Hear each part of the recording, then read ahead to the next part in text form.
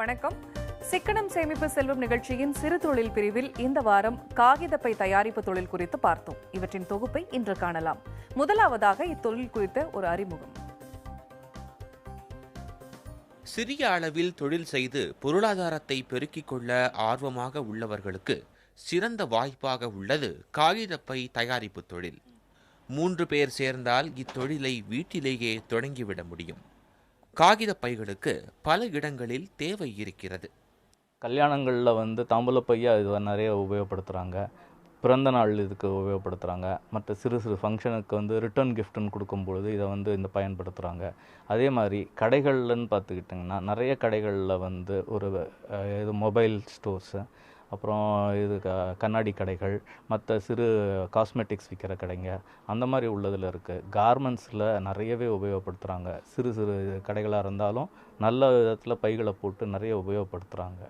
இதே கார்ப்பரேட் நிறுவனங்கள் ஏதாவது ஒரு ப்ராடக்ட் லான்ச் போது பிராண்ட் இமேஜ் பில்ட் பண்ணுறதுக்காக இந்த காகித பைகளை பெருவாரியாக உபயோகப்படுத்துகிறாங்க.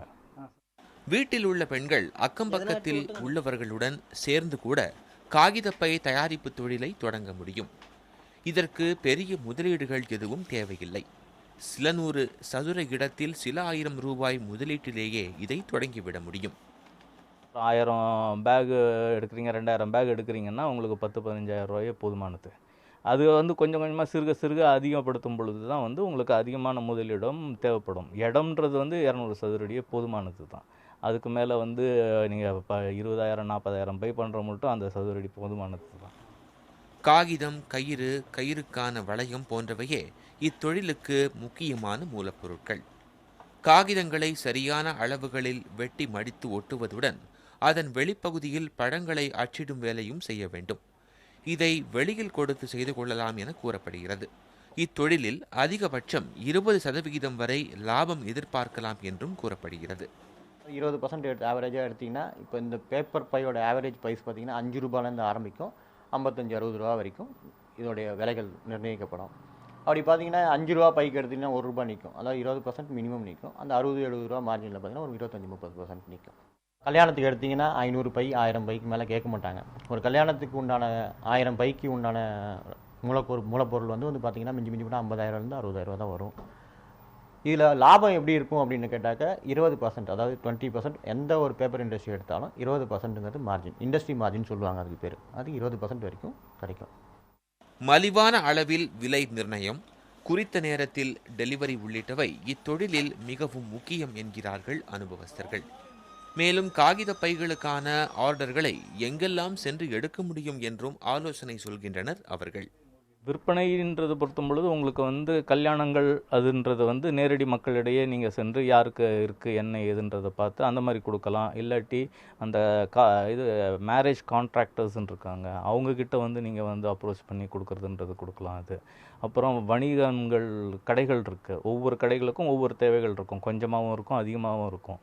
அந்த மாதிரி கடைகளில் நேரடியாக பார்த்து கொடுக்கலாம். இதுவும் இப்போ புதுசாக ஆரம்பிக்கக்கூடிய கடைகள் இது அதிகமாக உபயோகப்படுத்துகிறாங்க. ட்ரெடிஷ்னலாக பழைய காலத்து தாத்தா காலத்துலேருந்து வச்சுருக்கவங்க இதுக்கு வர்றதுக்கு கொஞ்சம் யோசிக்கிறாங்க. இப்போ புதுசாக ஆரம்பிக்கிறவங்க இதை கண்டிப்பாக இது புது முயற்சின்றதை இந்த காகித பைகளை வாங்குறாங்க அவங்க. சுற்றுச்சூழல் பாதுகாப்பின் அவசியம் கருதி பிளாஸ்டிக் பைகளுக்கு இன்று பல்வேறு இடங்களில் தடை விதிக்கப்பட்டுள்ளது. இந்நிலையில் காகித பைக்கான தேவையும் அதிகரித்து வருகிறது. எனவே இத்தொழிலுக்கான எதிர்கால வணிக வாய்ப்புகளும் பிரகாசமாகவே உள்ளன. புதிய தலைமுறைக்காக செய்தியாளர் வேல் சங்கருடன் சேஷகிரி. காகிதப்பை தயாரிப்பு தொழிலுக்கான மூலப்பொருட்கள் எவை? இவற்றை எங்கு வாங்கலாம்?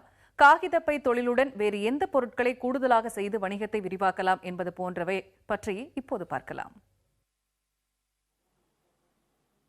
காகித பைகளை முழுக்க கையாலும் செய்யலாம், இயந்திரங்கள் மூலமும் செய்யலாம்.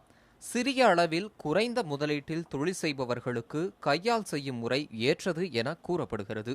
அதே சமயம் இயந்திரங்கள் விலை மிக அதிகம் என்பதால் பெரிய அளவில் தொழில் செய்ய விரும்புபவர்களுக்கு மட்டுமே இம்முறை ஏற்றது. இந்தியாவை பொறுத்த வரைக்கும் டிமாண்ட் கம்மி, வால்யூம் சின்ன வால்யூம் தான். ஒரு 500 பை 1000 பை 2000 பை அந்த மாதிரி இருக்கிறனால நம்ம மேனுவலாக செய்கிறது தான் இன்றைக்கி வயபிள்.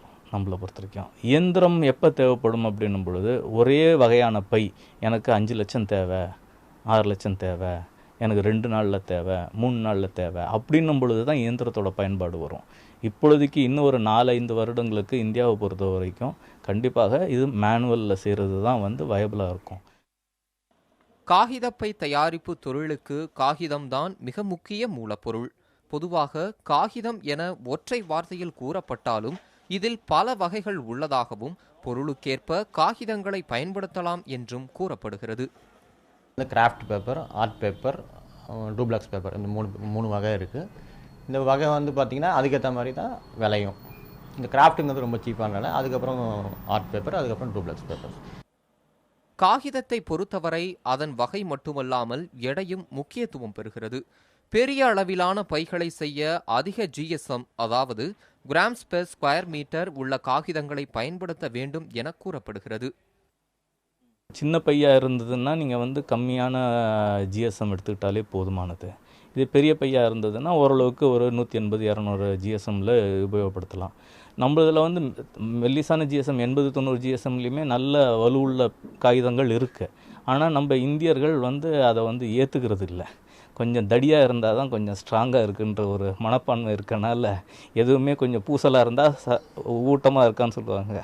அதனால் இந்த மனப்பாக்குனால கொஞ்சம் திக்கு ஒரு 100-200 ஜிஎஸ்எம் அந்த ரேஞ்சில் வாங்கினா கரெக்டாக இருக்கும்.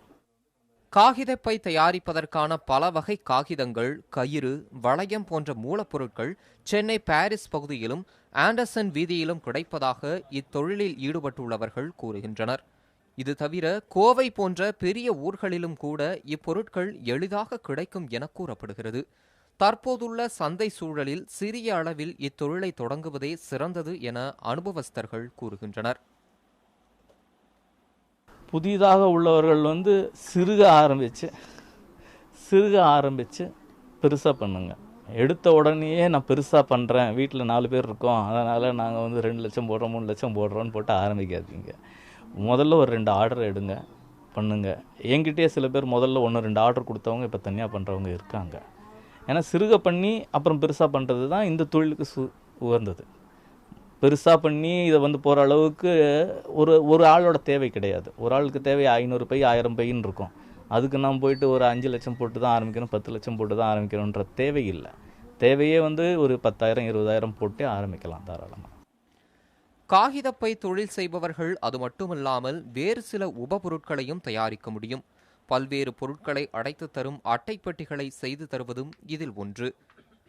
இந்த பேப்பரில் பண்ணக்கூடிய வேறு ப்ராடக்ட்லாம் என்னென்னா என்வலப்ஸு, அந்த பாட்டிலு சிரப்ஸ்க்கெலாம் வரக்கூடிய அந்த டப்பாக்கள், அப்புறம் அந்த பேக்கரியில் வரக்கூடிய அந்த டப்பாக்கள், இதெல்லாமே வந்து வேல்யூ ஆடடாக வரும். காகித அட்டைப்பெட்டிகள் தவிர மருந்தகங்களுக்கான சிறிய காகித கவர்கள் உள்ளிட்டவற்றை தயாரித்து கொடுத்தும் வணிகத்தை விரிவாக்க முடியும். இதுபோன்ற புதிய வணிக வாய்ப்புகளை அடையாளம் காண்பது மூலம் தொழிலை எல்லா சீசன்களிலும் தொய்வடையாமல் கொண்டு செல்ல முடியும். புதிய தலைமுறைக்காக செய்தியாளர் வேல்சங்கருடன் சேஷகிரி.